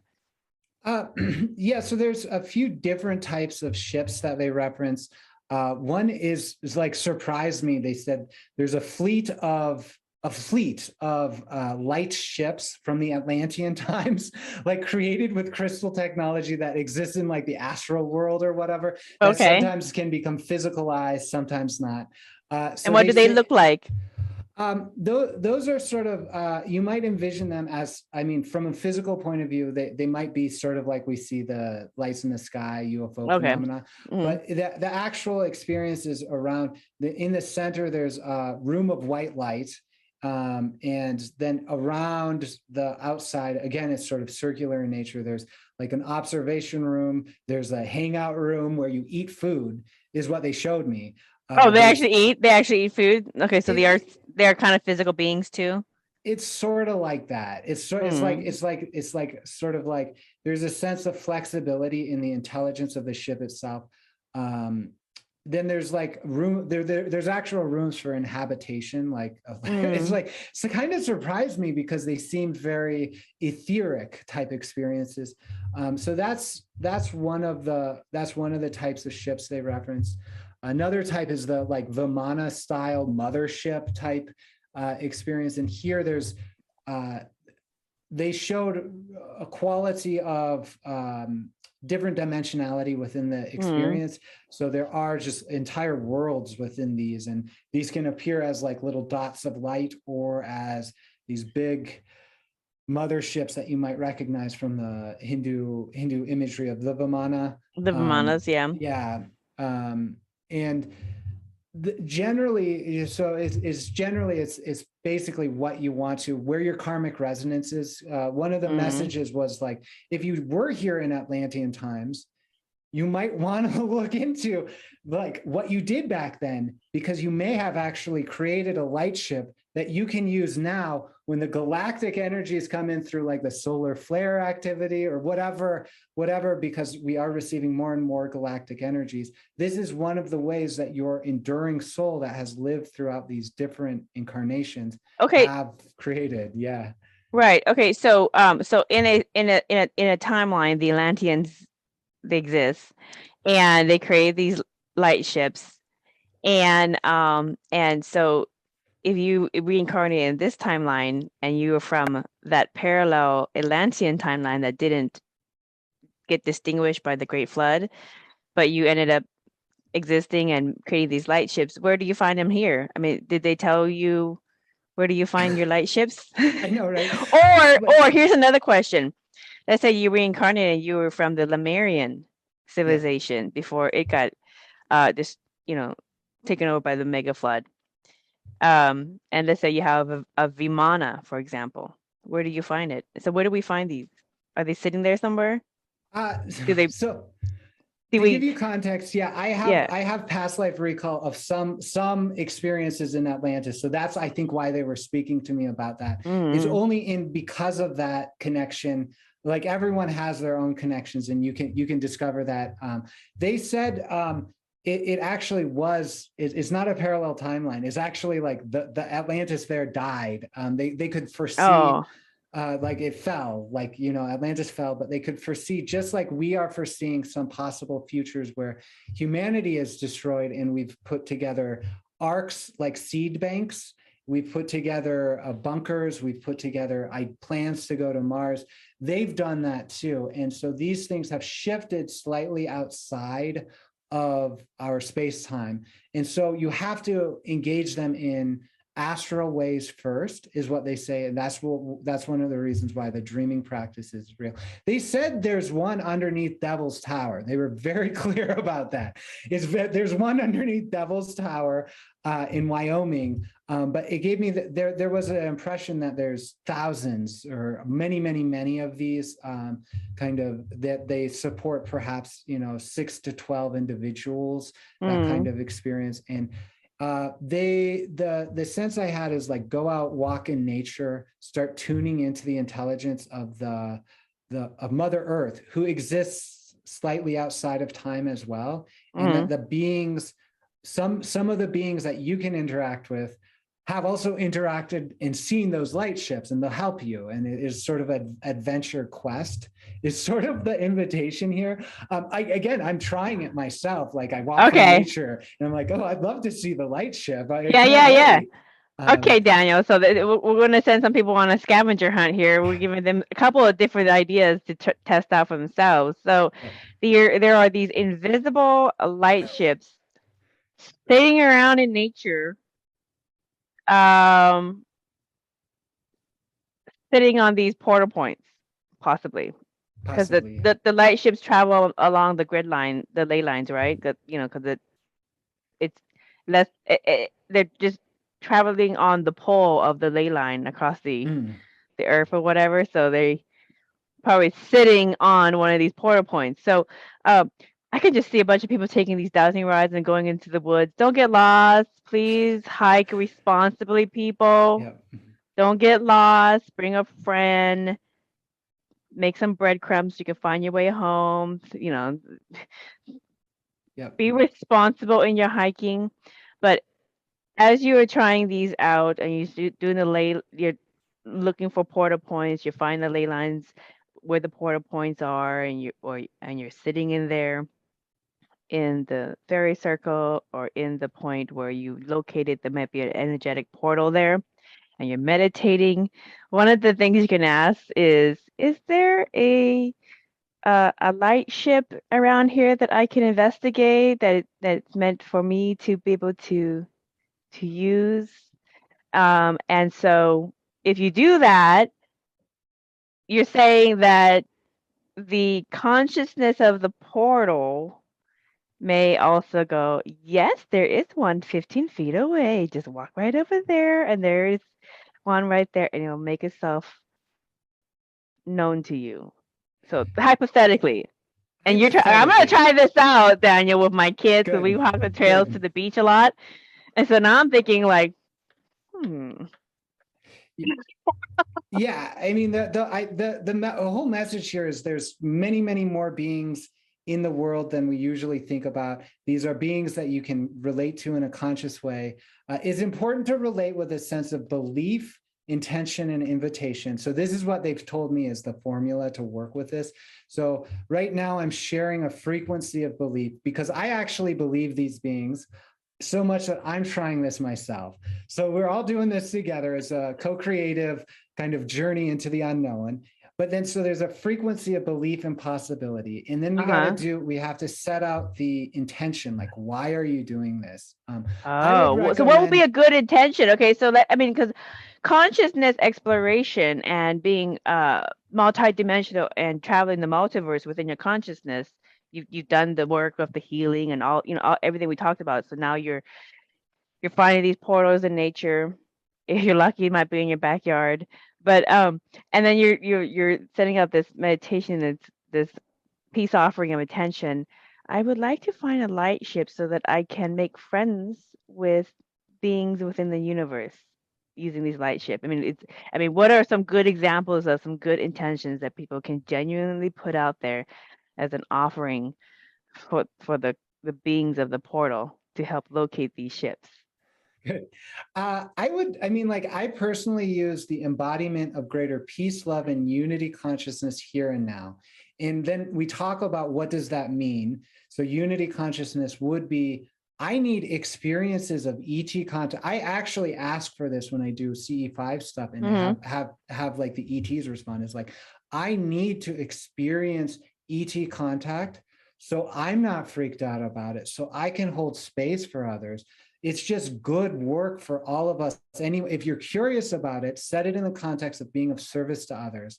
And some of it's just literally like playfully responding to curiosity and discovering that this is possible, because we need this wisdom, we need these connections in here to help us navigate as we move through the fourth density and into the fifth density. We just need people to have had experiences of this. Like, it's like people with cars, like nobody knew how to relate to cars. They would fall in front of cars or whatever. And so now it's just being of service. And then somebody would get in a car accident and they say the bad car, forever. And then that would be their impression.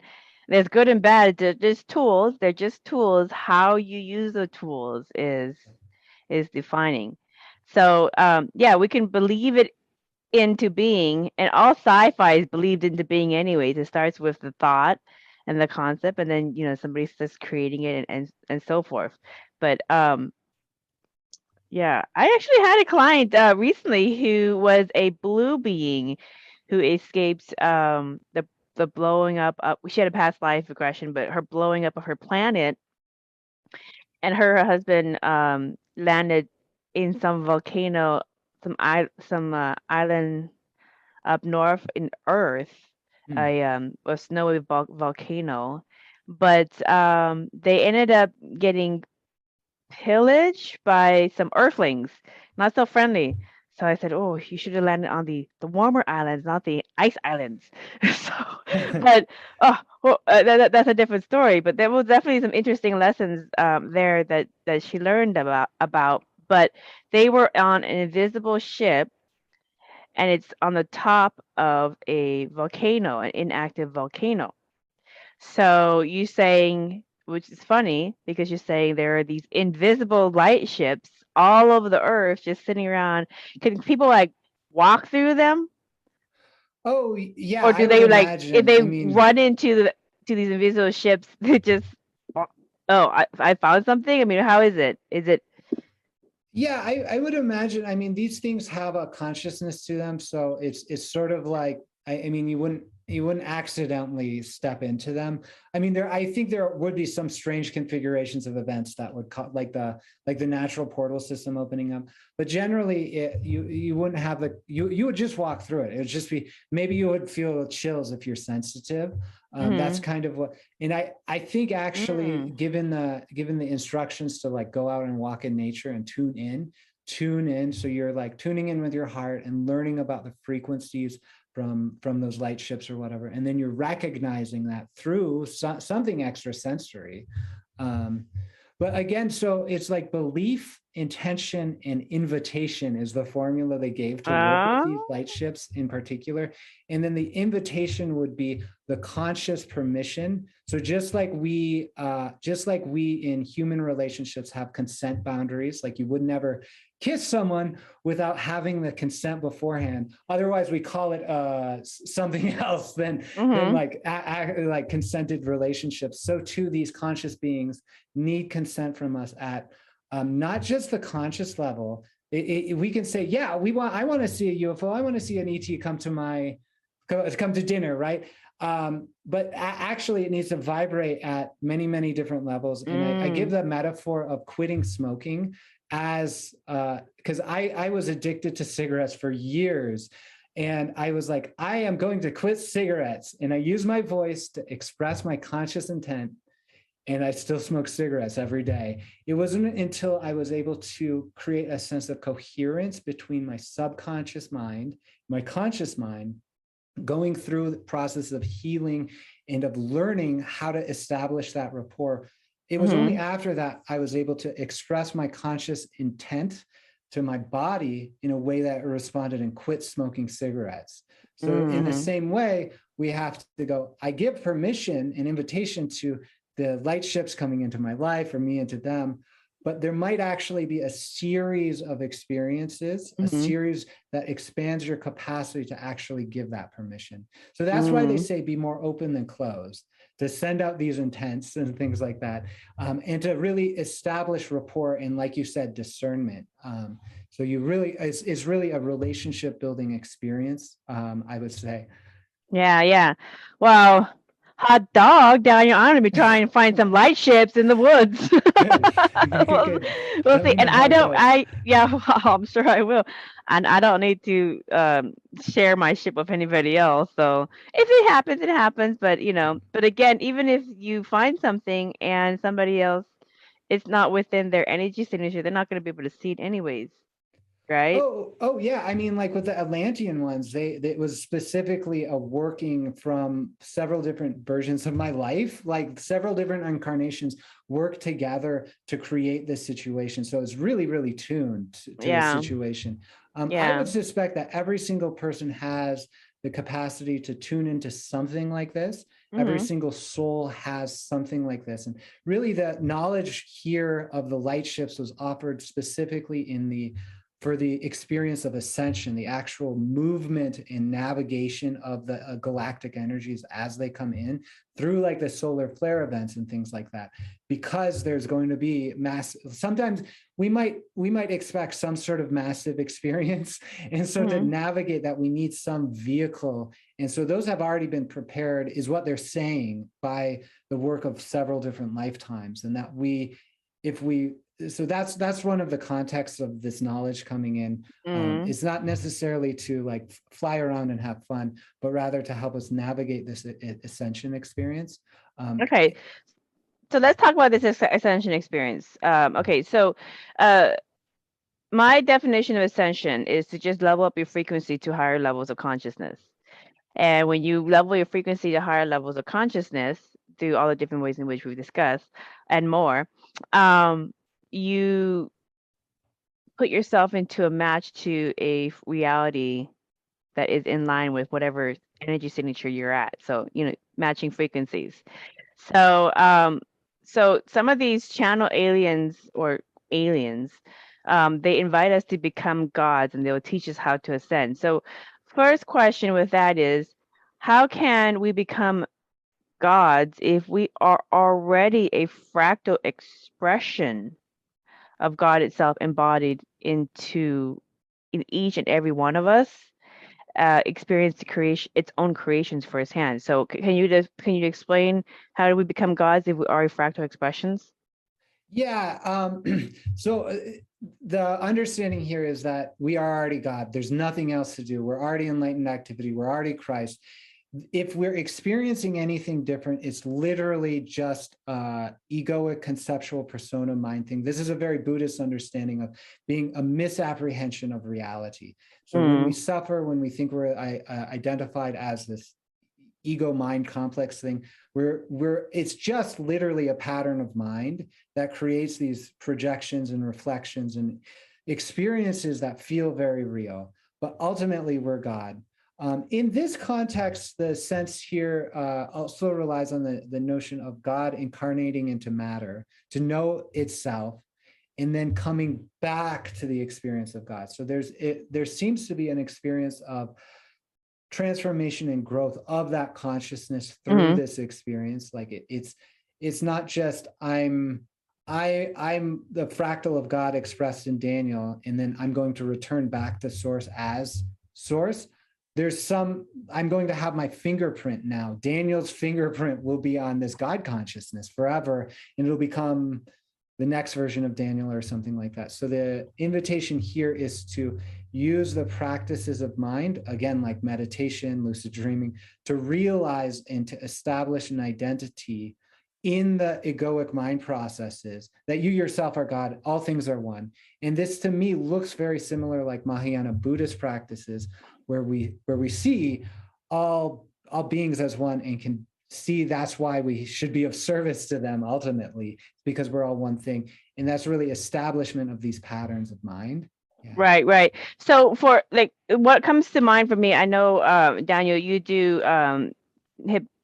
regression hypnosis, and so do I, as one of the modalities in which to help your clients.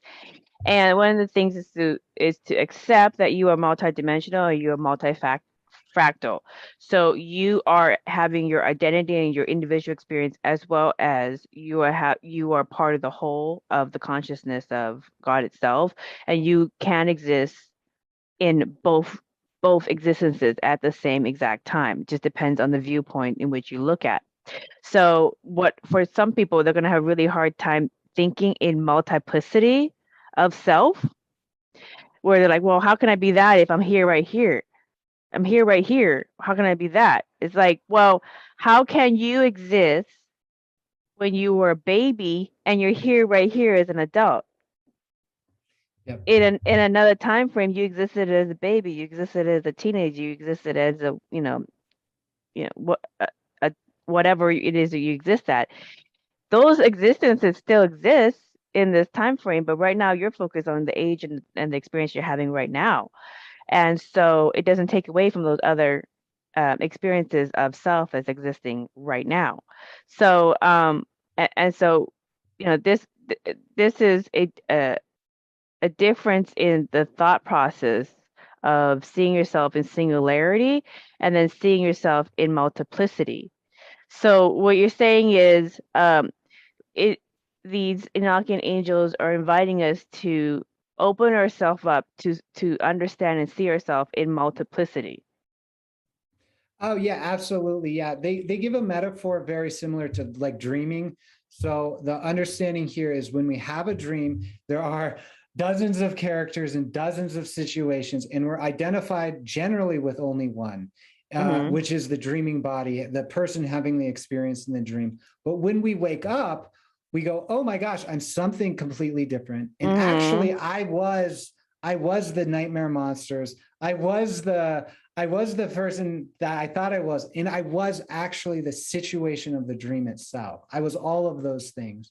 And if we can think about that and remember that in the case of dreaming, we've got one side of an analogy in our experience that we can carry over here and go, okay, so then therefore, if I wake up from this waking world experience, I will discover that I'm all of these things and the situation that I found myself in, and not just the one animal body I've been identified with for all my life or whatever. Yeah.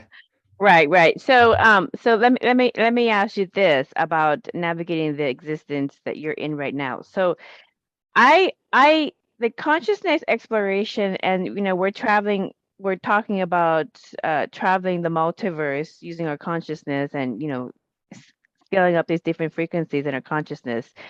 Um, we're doing that in a time where there's a lot of changes in our realities that's happening, like whether it's the politics are trying to figure itself out, the economy is trying to figure itself out, et cetera, et cetera, et cetera. The medical tyranny is trying, and the currency, all of this stuff is trying to figure itself, it's trying to sort itself out. And as it, it's almost like we are consciousness archaeologists. Okay, so let me give you an example. In the early 1900s, there was a lot of archaeology to investigate the Great Pyramids of Egypt. All right. At that time, the archaeologists still had to navigate the wars and the feuding and the chaos happening in the region as they're doing the work, and then navigating the nuances of, you know, the Third Reich, that presence, et cetera, et cetera. So they had all of these other presences and factors they had to navigate in their reality to do their work and do the investigation of the Great Pyramids, bring that knowledge forth. And now moving forward, we're still learning about, you know, period technology, and then all the stuff that we found from the Great Pyramids that we excavated. But it took a lot of navigating the chaos of the current time. And so here we are doing these consciousness archaeology and exploration. And now people are going to be going out into the woods and trying to find light sheds, trying to find portals, trying to make connections with fairies and make connections with just different nature spirits, being mindful, being also not stupid, and put yourself into a situation where you completely get lost. So there's a lot of factors involved with this, but at the same time, there's a current political climate as well that they're navigating at the same time as they're doing this exploration and this work. So what recommendations do the Enochian angels have for us in terms of navigating the real world nuances while we're doing this metaphysical exploration? Okay. It's a good question. Yeah. So don't go into a military area that's closed out. That forest might have a really nice portal or everything's pointing to that spot, but then it's like that's a closed out military area. Yeah, I mean, I would say it's like we have to not give our power over to these other sides, right? We are human beings that have a strong capacity. We're multidimensional in nature. I would say from that point of view, my advice as a practitioner and as a human says, be discerning, understand yourself to be the source of understanding of your own dream experiences. Be reasonable, take reasonable action. Don't think you can fly just because beings are telling you to, right? Like that sort of thing. So don't do anything unreasonable. You will know when the other side talks to you. Like you don't have to make this stuff up. You can see it, you can feel it. At the same time as me doing the Book of Galactic Light, I had messages from dozens of people in my life that were synchronous and meaningful. I ran very physicalized CE5 experiences with radio contact. Like I have 40 hours of video of two radios that are anomalously behaving. And I say, there's something here. I don't know what it is. They're not. So you establish rapport, and meaning you're getting to know the other side. You wouldn't do anything like if you're dating someone and it says, hey, jump off a cliff. Like you wouldn't do that. It doesn't make sense. So you establish a sense of trust with someone. And then after that sense of trust, if they say, come here really quick, you're in danger, then you follow that prompting because you have that trust already built up. And then lo and behold, you might discover, yeah, there was a message there or something like that. So that from a human point of view is my expression here. This is why I'm people to get into deep heat. Just to do some of this exploration. Okay, so let's consider this hypothesis. Okay, this is a hypothesis. Let's offer free vaccines to rid the planet of a deadly virus. By the time the people realize it, much of the population is mostly infertile and sickly, which was the intent of the fake vaccines. Within a couple of decades, the planet is barren of humans and free for the takeover, and because the human leadership was deceived with ego. Sounds like a pretty good sci-fi movie, huh? So, what if that is how the wool is pulled over our eyes? Like I've spoken with many alien collectives via hypnosis and meditation, etc., and so has others. And they're still learning the lessons of forgiveness, acceptance, and unconditional love. So, in Buddhism, discernment, and this keeps coming up, discernment is a basic and powerful lesson in spiritual journeys. How much discernment should be practiced when it comes to contacting with aliens, giving us tools for ascension, new earth, and our direct connection with source within? Because when you open yourself up to communicate with lots of different beings, you know, you're going to get lots of different messages, and you know, some might play you for a fool, some might be helpful. There's good and bad in all. Yep. That's just the nature of duality, the nature of existence. Is there's going to be positives and negatives in everything. So there's a lot of discernment when you're traveling these different experiences. So what do you want to say about that? Because Uh, humans give away their power so easily when they come across new beings. Yeah, there's two things that are really important to understand about this concept. One is the invitation that the Book of Galactic Light puts forward in these angels are to embody unity consciousness first. This is the important thing, because you can embody fifth density, fifth dimensional consciousness here and now, wherever you are, even in this medical tyranny, as you call it. You can embody that, and from that experience, you'll understand and be able to discern.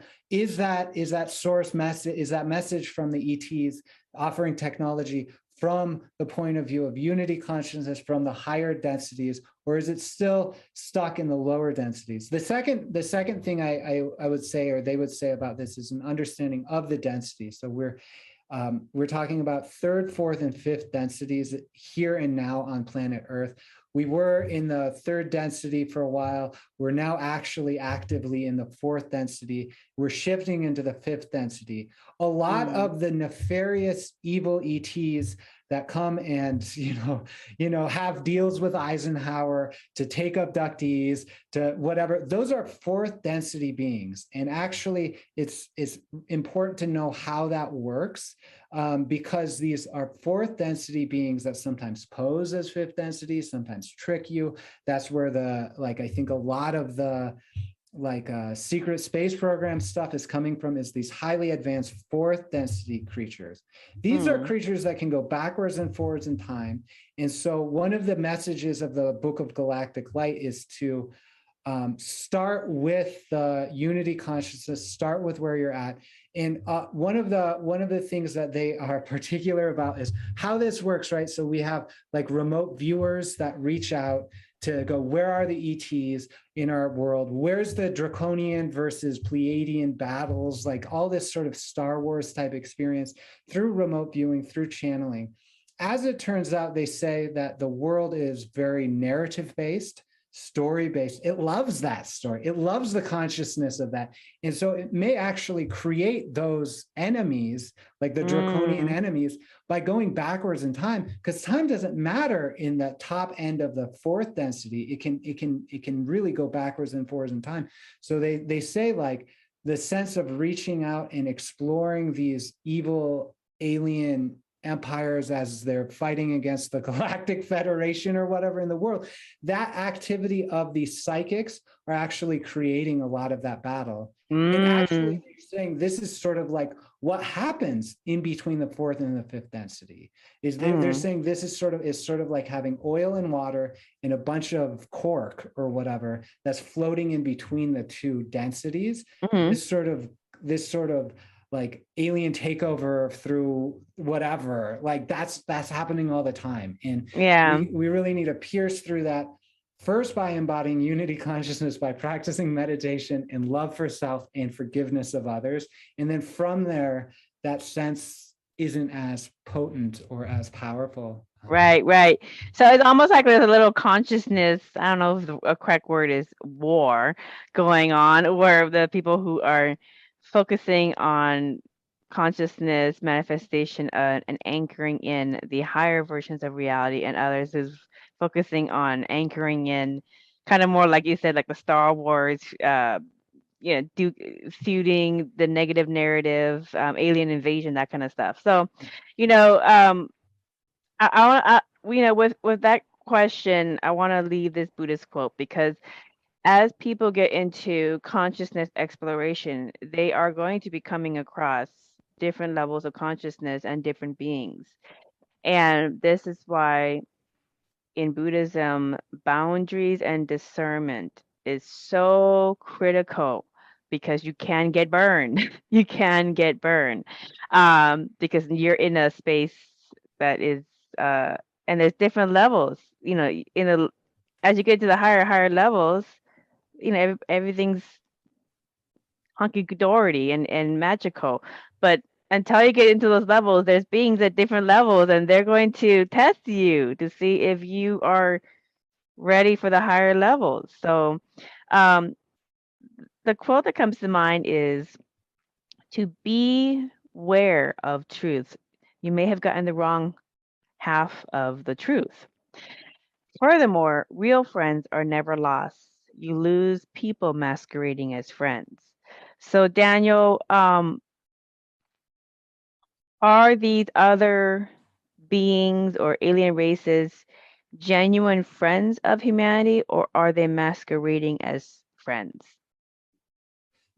Good question. I would say if anyone needs to answer that question, they likely are masquerading as, like, you have to have direct personal experience of these things, right? Like if you're worried about the being that you're interacting with, like, go through the process of discernment, really consider, are these friends or not? I did that whole process with relating to these beings, the beings that I related to. I had to, I mean, because it was associated with a lot of dark magic between Jandi and Hearth. It was associated with the empire and colonization. I go, are these good or bad? And I said, actually, they're not. Just like I understand there are some incarnations that are more evil than others, but the soul itself has a different level of quality, especially when you reach to these different frequencies. So the thing here is to understand, and this is one of the experiences that is kind of uncomfortable, because sometimes these beings are actually, that I've talked to, really do have invited me to identify them in some way as like reptilian, as some way as related to the like draconian side of things, as some way like the gray aliens, that sort of thing. These are characters that show up in the communication, but the sense is they themselves have an aspect of consciousness that's deeper than those incarnations within even the alien collectives, right? The alien collectives are embodiments of source. So we're depending on who you're talking to. If you're talking to the leaf, like instead of the trunk, the leaf, yeah, you got to use a lot of discernment. But when you're like close to the source consciousness and you can really feel it through the heart energy, it's friends, because it's actually you in some way that has incarnated in all of these things as source consciousness. But when we get down to this third density thing, we really need to use discernment. We need to, because our experience in this historical space-time isn't one of like identification with creator all the time. Like, those are our saints, those are our Buddhas. But as humans, we work from concepts, we work from these different duality experiences.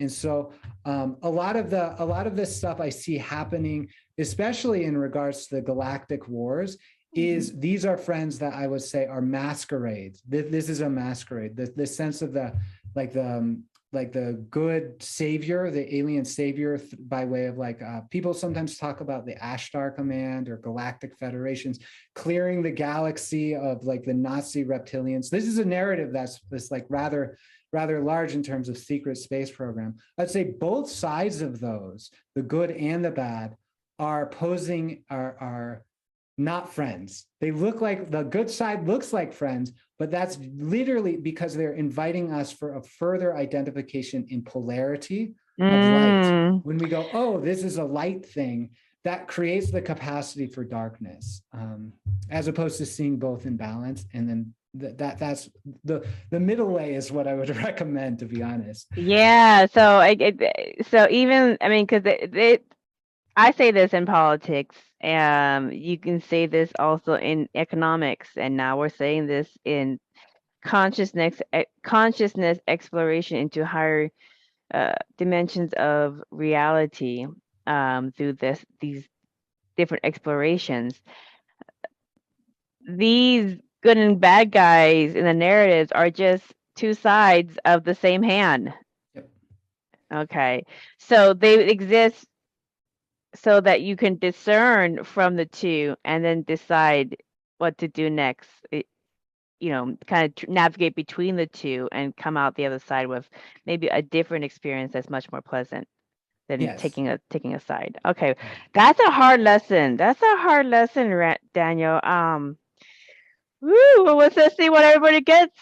It's a hard lesson for me. I would have loved to have talked to beautiful Pleiadian extraterrestrials through this ritual, but they're really saying, hey, if you are deifying light and attached to light, you are actually literally and truly causing suffering in your life because of the attachment to those things. This is Buddhist in understanding. It's like we need to stop being attached, right? And dropping down to like a moment-to-moment identification with enlightened activity that's already happening. And in that way, we don't have to see ourselves as deficient or needing this light savior to come into our life. We can see ourselves as both aspects and then actually choose to take the path of the light. So that's my choice. It's like, I go, okay, I'm all these things. What do I choose to do? Well, I want to hang out with my sons. I want to live a beautiful life. I want to walk in nature. That's what I want to do. But if I have to let go of my egoic understanding of myself as a light warrior in order to do that, I'll do that so I can be actually present in my life instead of attached to an illusion that is harmful in some way, shape, or form. Yeah. Again, it goes back to how you want to live your present, the highest version of your present. Well, Daniel, this is fascinating. What is the last message you have for humanity? Because there's a lot in the book to explore deeper, and we have asked a lot of very tough. I've asked you a lot of very tough questions for a reason, so that it brings up even more questions to explore as people read the book. So, what's the last message you want to leave people with? Thank you. Yeah, the last message I want to leave you with is that you yourself, anyone who's listening to this, you are source consciousness, you are unity consciousness, you are the love, you are the light. You're also those other sides. This whole experience is an experience of you dreaming your experience into being. And so you have the choice and capacity to relate with all aspects of this and you're actually invited to do that with a sense of love and self-love. So if you need an experience of that, you can really reach out to the highest frequency according to those principles we talked about, the principle of non-harm, the principle of free will. You reach out to those beings for the assistance to help you develop your own identification and experience. They will not let you rely on them. They will make you kind of develop. They are like good teachers in that way. And if someone is asking for your reliance or your continued Devotion, whatever, devotion, watch out. Your continuous service and yes. Yep. So thank you, Daniel. That was really good. That was a good discernment tool. And I want you to repeat that. I want you to repeat that because as you get into higher levels of consciousness, it's easy. We give away our power so much as human beings. the savior figure, the real savior figure, is going to follow the rules of the universe, which is wisdom, which is you will care for yourself. You will find your own solutions. We'll give you the tools, we'll give you options, we'll give you ideas, but you will find the right one for yourself. You will be the one planting the seed and growing the forest. You will be the one harvesting your own abundance. We will teach you, we'll provide for you, we'll do all that, but it's still you creating your reality because you are a fractal essence of God itself, experiencing itself through you. And that is the universal code in all. So that's really, really important because as you get into these different engagements with different beings, it's easy to just come on in and take over and just give me whatever. I'm ready for the easy train. And yes, it can be relatively easy, but there is a lot of work on your part as well to manifest that experience. So I love that. Well, Daniel, thank you for such an interesting conversation. I love that. You really getting more questions. Anything else? I think there's one more thing you want to bring forth about your last message. It's really the sense is like I think the angels would say there's immense invitation here and now, immense invitation, given the context that we've already talked about. Like we're not going to, the light ships will not take you back to Pleiades and Sirius for the long haul. You can go on excursions, right? And I'm talking to the star seeds here that want to leave or whatever. The work is here and now where you're at. You can have excursions, but it's where you're at because you chose to be here. And so there is an immense invitation to work with the other side and the angels, but it is in the context of what you described. So there's a little bit of a catch-22 there, but really try it out and use the principles of a discernment. And that's the final message, I suppose, is an expression of that invitation. I love it. Well, Daniel, again, love the conversation. So for more information about the Galactic Light language and to get the book for yourself, to read fully all the details of what Daniel got through his 49 chants of the Enochian Light language ritual, or to schedule a hypnosis session with Daniel, please visit his website, cosmicdreamsanctuary.org. And thank you kindly for listening to another enlightening conversation. Until next time, blessings.